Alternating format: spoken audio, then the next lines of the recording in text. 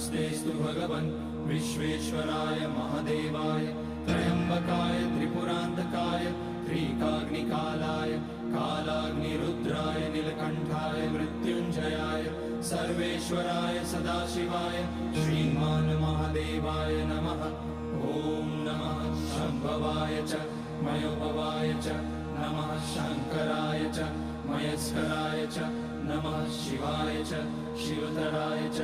ॐ त्र्यम्बकं यजामहे सुगन्धिं पुष्टिवर्धनम् उर्वारुकमिव बन्धनान् मृत्योर्मुक्ष्यमामृतात्। नागेन्द्रहाराय त्रिलोचनाय भस्माङ्गराय